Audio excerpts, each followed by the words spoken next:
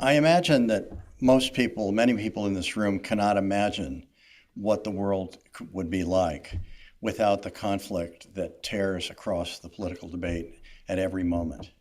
I had a very powerful example of this in a conversation in Washington, D.C. a couple of years ago, in which a young conservative activist asked me what I did. And I said that my professional life was mainly devoted to running an organization devoted to promoting girls' education in the most difficult parts of developing country. And he looked at me with a kind of horror and dismissed what I did. And he gave the perfect political Washington answer. He said, well, nobody can be against that. And of course, the implicit message was that if you couldn't be against it, it wasn't worth being for.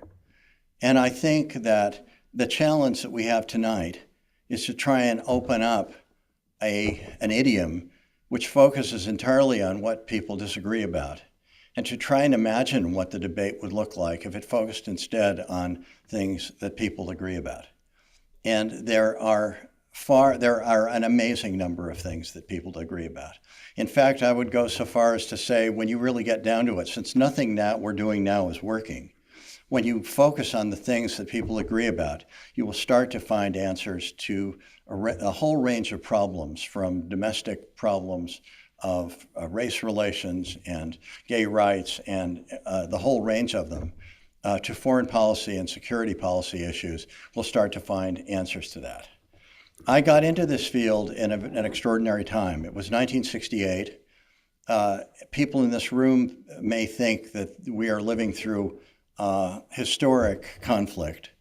Yet 1968, for anybody here who remembers it, was so much more conflicted than now that it's almost mind-boggling. I was at a dinner in New York sometime in that period, and it had a very wide range of political views at each table. There were a bunch of round tables.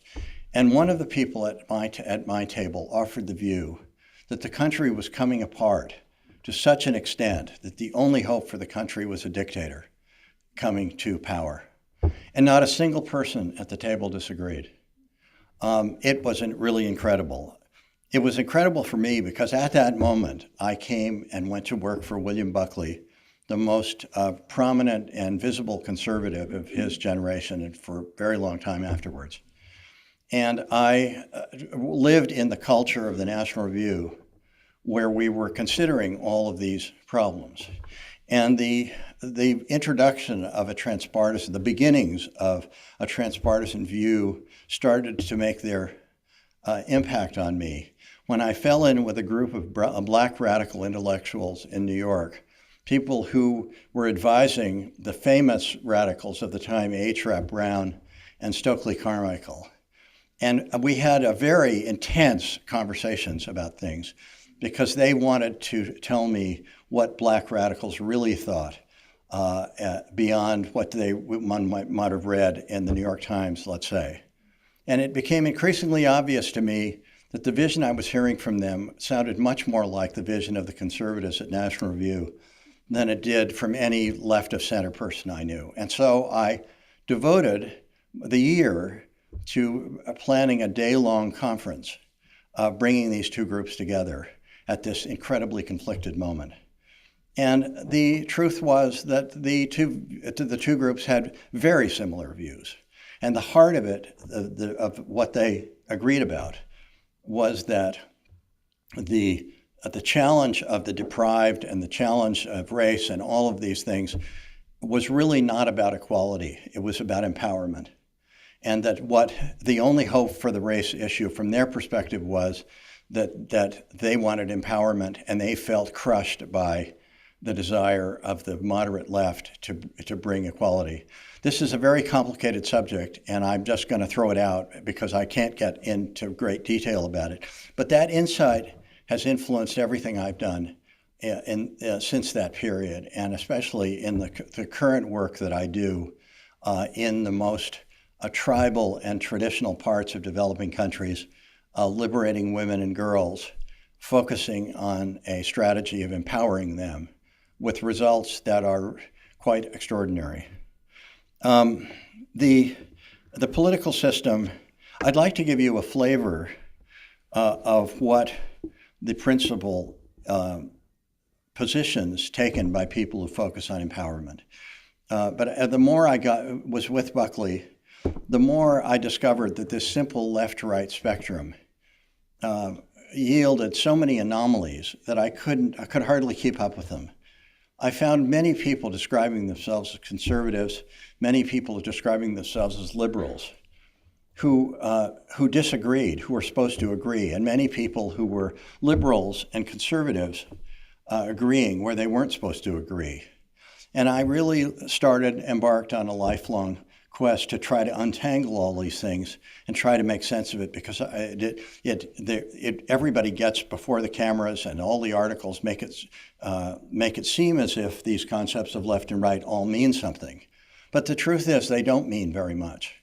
And they conceal the idea that they mean coherent things, conceals enormous conflict within the left and within the right.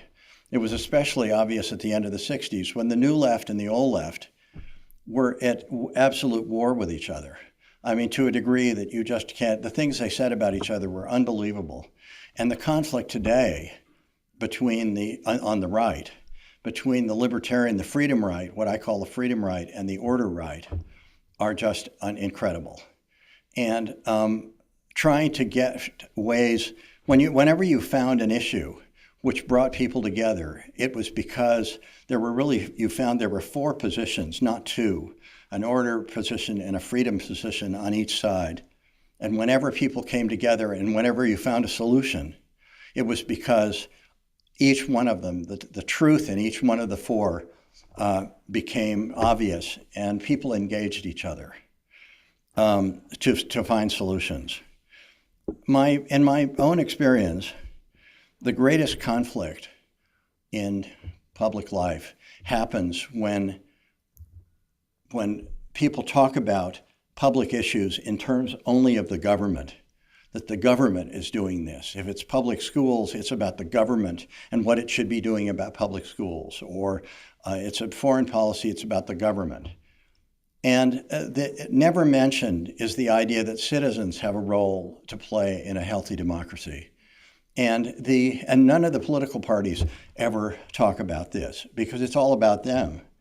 Yet, as you go down in the whole range of issues, it's only when citizens really become involved and engage each other that you really get solutions to almost any problem you can name. I found that conflict is greatest when it's all about the government, and it declines substantially when citizens are empowered, and especially when they engage each other. And when they engage each other in common purposes, powerful, magical things can happen.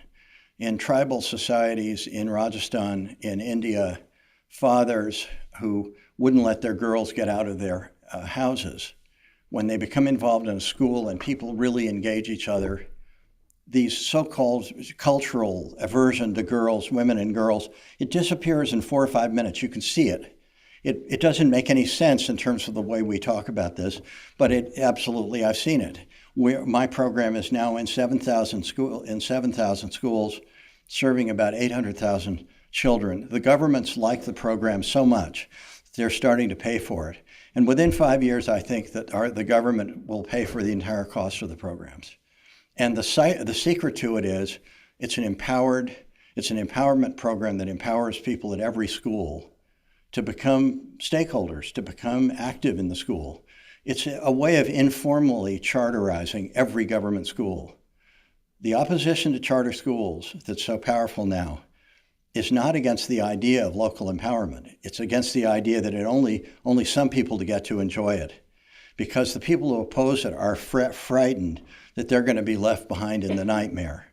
When you offer this to everybody and you engage everybody, it completely changes. There is no opposition anywhere in any of the places where we're working in India.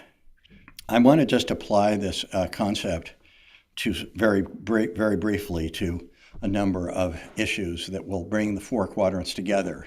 And when you do that, what you'll notice is that the programs I'm going to describe fall away from and can't be located on the current spectrum. They're not anywhere on it.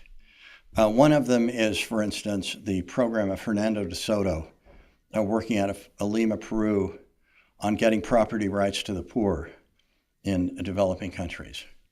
This has total transpartisan support. It is supported everywhere. It works everywhere. He mobilized an army of 120,000 peasants in the early 90s and put the Sendero Luminoso that had been trying to kill him for years out of business. And there was not a single shot fired. But once they were stakeholders in the country and empowered, they basically kicked the drug dealers and the terrorists out. There is a widespread belief in developing countries. Since this is a foreign policy place, I want to talk a little bit about foreign policy. There's a widespread belief that whenever a community owns a well or owns a school, the community will protect it from terrorists. The obvious answer to sustainability and to empower in these countries, underlying a sustainable foreign and security policy, is to empower people in those countries with ownership. And I'm working on the development of a new organization right now to make that case, because we have no strategy at the present time. No strategic principle that defines what we should be doing over there. So we're just randomly responding to things. And why would anybody expect that the state of current policy would be in chaos under those circumstances? A crucial part of empowering citizens requires a very important role for civil society. Civil society today has no role in the current debate because it's all about the government and all about people there. And the government does very important things. But I am right now writing a book with a very celebrated educator in the San Francisco Unified School District on government school reform, comparing our work in India with his in San Francisco. And it is clear that for many areas of policy, civil society organizations need to be involved in powerful ways to help facilitate and give training to people in local communities so they can really become empowered and take control of their own lives. I want to say something very briefly about Educate Girls Globally, my organization. We started in the most tribal and traditional communities in India, and by principles that have been used successfully in the most difficult Islamic radical places of Upper Egypt and Northwest Pakistan.